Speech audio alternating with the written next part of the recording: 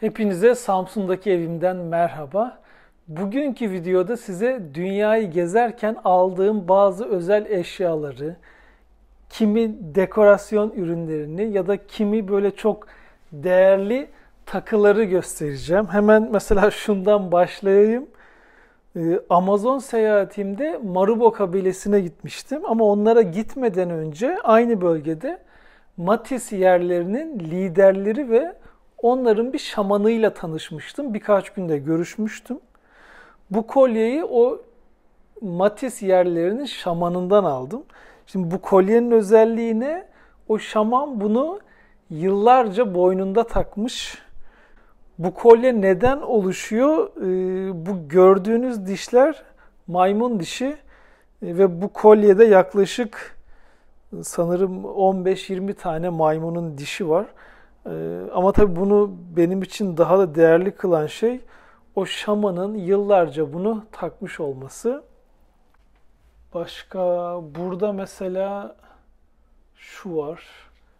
Bali seyahatimde çok değerli bir sanatçıyla tanıştım. Bu gördüğünüz şey ahşaptan yapılma, kimi parçalar boynuz ve kemikten yapılma. Bunun gibi 3-4 farklı çeşit var. Kimisi kafatası, kimisi böyle boynuzdan yapılma bir el. Çok ince işçilikle yapılmış şeyler. Bunlar benim için çok değerli çünkü bunların hani bir örneği yok. Hepsi tek parçalar, hepsi el yapımı. Hani gidip aynısından bulma şansı yok. Japonya gezimde Tokyo'dan bunu almıştım. Şimdi bu ne ki diyebilirsiniz. Güneş enerjisiyle çalışan böyle döner bir dekor ürünü. Ortamda ışık olduğu sürece bu gördüğünüz gibi böyle dönüyor. Yani bu tarz şeyleri seviyorum. Ama Tokyo'dan size başka bir şey göstereceğim. Lego'nun mimari temasından Tokyo seti. Zannetmeyin ki Lego'nun sadece çocuklar için ürünleri var. Kesinlikle öyle değil. Bizlere de hitap eden birçok seti var. Özellikle mimari ve teknik temalı binlerce parçalı setler var. Yapması çok keyifli. Öyle hemen 1-2 saate biten şeyler kesinlikle değil. Kimisi günlerce sürüyor ve aynı zamanda sergileyebiliyorsunuz. Bu sete bakarken o gezdiğim yerler aklıma geliyor. Yaparken de aynı şekilde. Mesela şurası Shibuya kavşağı, Shibuya geçidi.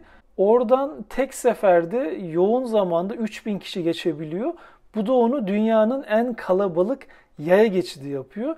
Bu timelapse'i de ben orada kendim çekmiştim.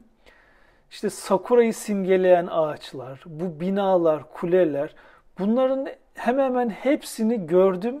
Orada fotoğraf çektim. Ve şimdi bunu burada sergilemek benim çok hoşuma gidiyor. Lego'nun mimari serisinde dünyanın birçok yerinden ikonik yapılar ve şehirler var. Öyle görünüyor ki bu mimari setleri almaya devam edeceğim. Sanırım artık yeni bir hobim var. Yine Bali'den devam edelim. Orada hani işte ahşap oymacılığı, boynuz oymacılığı meşhur demiştim ya. Bu da farklı bir örnek. Ya öküz ya bufalo boynuzu nakış gibi işlenmiş gördüğünüz gibi. Tabii bunları kırmadan, dökmeden getirmek de ayrı bir uğraş. Ama seviyorum böyle şeyleri, onun için bir şekilde getiriyorum. Mesela bu da aslında hani baktığınızda çok öyle aman aman bir şey değil ama Embera kabilesine gittiğimde Panama'da oradaki evinde kaldığım ailenin genç kızı bunu bana hediye etti. Ben ısrarla para vermek istedim ama kesinlikle almadı. Bu bizden sana hediye dedi. Genellikle yerli kabilelerine gidiyorum ve onların birinin evinde kalırsam ben bir şekilde onlara yardım ediyorum elimden geldiğince. Ya da onlardan bir şey alıyorum destek olmak için. Hani parasız aldığım bugüne kadar tek şey budur. Onun için bunu saklıyorum. Bunun öyle bir anlamı, değeri var. Moğolistan'ın çoğu ücra köşelerinde yaşayan Duka Türklerinin obasına gittiğimde onlardan da böyle birçok hem yardım maksatlı hediyelik eşya aldım. Kendi yaptıkları şeylerden aldım. Bu da onlardan biri. Geyik boynuzundan yapılma bıçak. Öyle hani çok keskin değil ama hani bunu bilerseniz keskin olabilir. Burada başka bir detay var. Şu mesela aşık kemiği, onlarda şöyle bir adet var. Bunu çocuklara da bağladıklarını ya da bir yerde astıklarını gördüm. Nazardan koruyor. Bıçaklardan devam edelim. Özbekistan'a 2 kere gittim. İlk gidişim 2018'deydi. Orada bir bıçak ustasından çok güzel bir Damaskus bıçağı aldım. Bu Damaskus bıçağı da hani çok zor elde edilen özel bıçaklardan biridir. Şam çeliği de deniyor. Ama hani Damaskus da deniyor. Hangisi doğru bilmiyorum. 2021 yılında, yani bu yıl Özbekistan'a tekrar gittim. Gittiğimde ustayı yine bulmak istedim ama maalesef dükkanına gittiğimde ustanın hayatını kaybettiğini öğrendim. Onun yerine artık oğlu vardı. Oğlu dükkanı, bıçak dükkanını işletiyor ya da atölyesini. Bir de ondan bir bıçak aldım. Bu da oğlunun yaptığı Damaskus bıçağı. Bu da ayrı bir güzel bıçak. Başka... Mesela şu çok önemli bir şey değildir belki ama ben bunu 2014'te Belize'ye gittiğimde almıştım. Orada bir sokak sanatçısından 5 dolar mı neydi? Bunu özel yapan, ben bunu belki de 7-8 ay çantamda taşıdım. Dünyada bilinen en uzun tren yolculuğunu yaptım diyebilirim. İstanbul'dan yola çıkıp Bulgaristan, Macaristan üzerinden Rusya'ya girdim.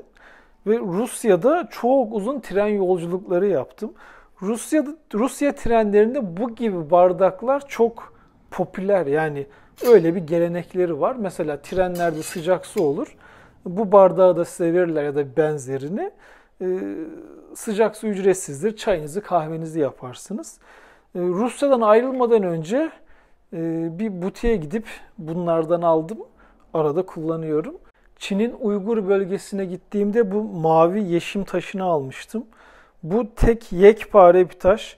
Üzerindeki desenler kesinlikle hani yapışma değil. Hepsi taş oymacılığı diyeyim, o şekilde yapılmış. Çinliler bu gibi taşlara çok değer veriyor, önem veriyor. Hani bu taşların bir anlamı olduğuna da inanıyorlar. Yani tabii sadece Çinliler değil, hani bizden de, Türklerden de inanan vardır. Mesela bu mavi yeşim taşını araştırdığımda ve orada satan kişi de söylemişti bunu. Hani bir derdiniz, sıkıntınız var, çözemiyorsunuz. Eğer bunu üstünüzde taşırsanız, bunu aynı zamanda kolye gibi de asabiliyorsunuz. O problemi çözmeniz daha kolay oluyormuş. Bu gibi taşların böyle enerjileri olduğuna inanıyorlar. Bilmiyorum, belki de işe yarıyordur. Bunu Pakistan'dan almıştım. Ufak bir mercan ama ne bileyim gözüme çok güzel geldi. Hani aslında ederinden de fazla para verdim belki. Yaklaşık 40 dolar vermiştim sanırım. Ama çok estetik geliyor gözüme. Guatemala'da bu bilekliği almıştım. Bu gördüğünüz yılan iskeleti. Yani seviyorum bu tarz şeyleri. Ama o gibi kolyelerin belki de en değerlilerinden biri de bu. Marubo kabilesine gittiğimde oradaki kadınlar bu gibi beyaz böyle kolyelerden takıyordu. Şimdi bu ne diyeceksiniz? O kadar küçük küçük yapılmış ki hani ne olduğunu anlamak da zor. Ben yaparken gördüm ve inanamadım nasıl yaptığına. Bunlar salyangoz kabuğu. Salyangoz kabuklarını böyle ufacık keserek ortasını deliyorlar ve kolye yapıyorlar. Yani bunu ben o kadından almak için inanın çok uğraştım. Yani para teklif ediyorsun ama orada çok paranın bir geçerliliği yok. Ve ben Marubo kabilesinde 21 günümü geçirdim. Geri dönerken de o kadın ve eşiyle de aynı kayıktaydık. Geri döndük, artık ilçeye vardık. Eşi bu kolyeyi çok istediğimi gördü ve dedi tamam hani vereceğiz sana dedi. Bu normalde 2-3 metreydi. Eşi boynundan çıkardı, bir parçasını kesti, ayrı bir kolye yapıp bana verdi. Ben de hani elimden geldiğince onun karşılığını onlara verdim. Bu çok değerlidir. Lenin zirvesine tırmandığımda Kırgızistan'daki 7134 metre rakımlı Lenin zirvesi. O zirveye çıkanlara bu kolyeyi hediye ediyorlar. Zirveyi ben de görmüştüm. Fas gezimde bunu almıştım. Hani kiminiz şaşırabilir belki ama bu deve kuşu yumurtası. Arkasında böyle bir delik var. İçini buradan boşaltıyorlar. Hani kokmuyor, yani öyle bir kokusu yok. Dekor amaçlı kullanılıyor. Bir rivayete göre güya bu evinizde olduğu zaman eve örümcek gelmezmiş. Tabii benim için en değerli mi diyeyim, çok değerli mi diyeyim bilmiyorum. Bu gördüğünüz şey.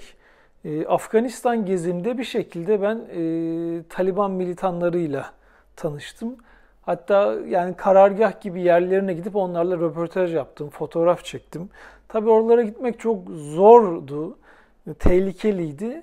Ama hani oraları çok uzun uzun anlatmayacağım. Bir şekilde onlarla sohbet ettim, fotoğraflarını çektim, sorular sordum. Yanlarından ayrılırken de liderlerinden, yani o bölgedeki liderlerinden poşusunu istedim. Çünkü ileride bir fotoğraf sergisi yapacağım zaman oradan da bir ürün ya da bir eşyayı göstermek istiyorum. O kolay dedi. Poşuyu aldı, verdi bana. Sonra elini koynuna attı ve bunu çıkardı. Bunu avucumun içine koydu. Dedi bu artık senindir. Ya dedim tamam, bu nedir? Yani merak da ediyorum. Dedi bu benim için çok değerli. Bunu ben dedi koynumda saklıyorum dedi 9-10 yıldır. Bana 10.000 dolar verseler kimseye vermem. Biz seni sevdik. Bu artık senindir. Bu dedi kurdun kafatasındaki kemiğin şurasından yapılma. İçinde başka şeyler de var. Bu senin üstünde olduğun sürece işte düşmanın seni görmez. Sana kurşun atsa kurşun böyle gider dedi ve bana verdi. O anlamda hani bizdeki biraz muska gibi yani çok değerli öyle bir şeyi hiç ummadığım bir yerde öyle birinden almak. Onun için bunu hep böyle evimin güzel yerinde saklıyorum. Dışarı hiç çıkarmıyorum. Belki kaybederim, düşer diye. Çünkü telafisi olmayan şeylerden. Şu saklama kutusu var. Bunu da Özbekistan'dan almıştım. Üzerinde gördüğünüz desenler tamamen el boyaması. Hiçbiri fabrika yapımı değil.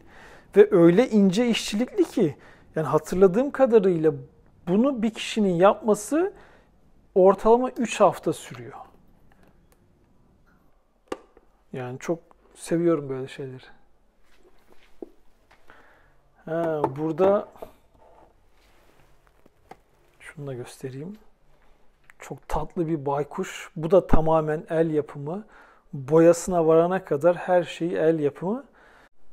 Bunu da Bangkok'taki Chatuchak marketten almıştım.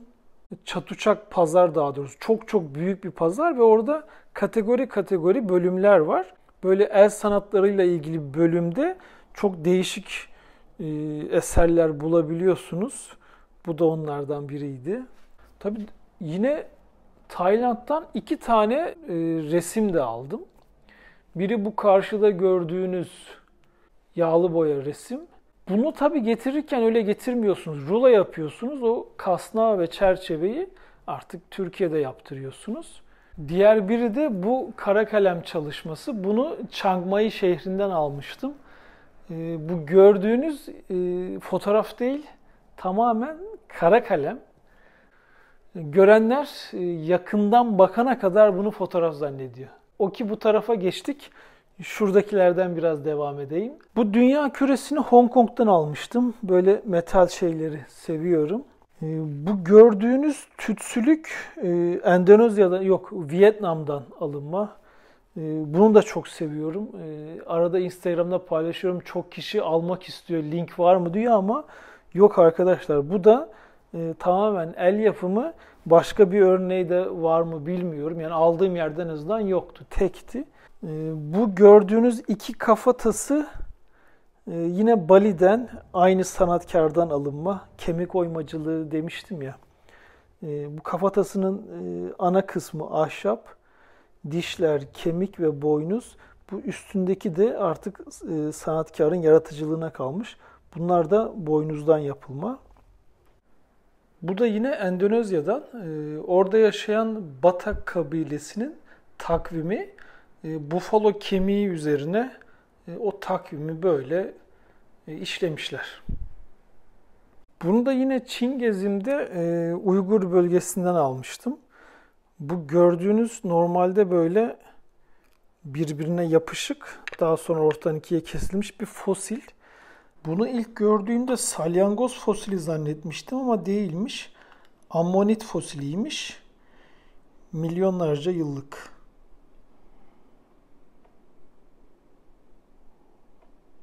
Yine mesela bunu da Vietnam'dan getirdim. Kocaman şeyi bile getirdim işte, düşünün artık. Öyle güzel kokuyor ki böyle sandal ağacının kokusuyla nane arasında böyle hep ferah bir kokusu var ve ömür boyu kokuyor. Bunun çok daha pahalı versiyonları da var. Onlardan bileklik yapıyorlar. Hani küçücük bir bileklik bazen binlerce lirayı bulabiliyor ve çok çok uzun yıllar o kokuyor. Bu ağaç da hem, ya da ağaç kökü diyeyim artık, hem evde dekor amaçlı hem de böyle koklayabiliyorsunuz. Oh mis. Mesela bu boynuzları da yine Çin'den almıştım. Atıyorum burada yine boynuzdan yapılma bir o bölgede yaşayan bir kuş türü. Bunun kuşun adını bilmiyorum. Birçok taş var. Mesela şu siyah taşı Antarktika seyahatimde oradan almıştım. Sahilde görmüştüm. Böyle aldığım ufak tefek taşlar da var. Biraz daha büyükleri de var. Bunun gibi. Bunu da Pakistan'dan almıştım. Bardaklara çizim yaparak dünyayı gezen bir arkadaşımız var. Seyyah Art. O bana bardak yapmak istemişti. Ben de dedim Dostoyevski'yi çok seviyorum. Onunla ilgili bir şey yap. Sağ olsun bunu yapıp bana vermişti. Bu kibrit çöplerinden yapılma eser diyorum ben buna. Eserleri de Kolombiya'dan almıştım.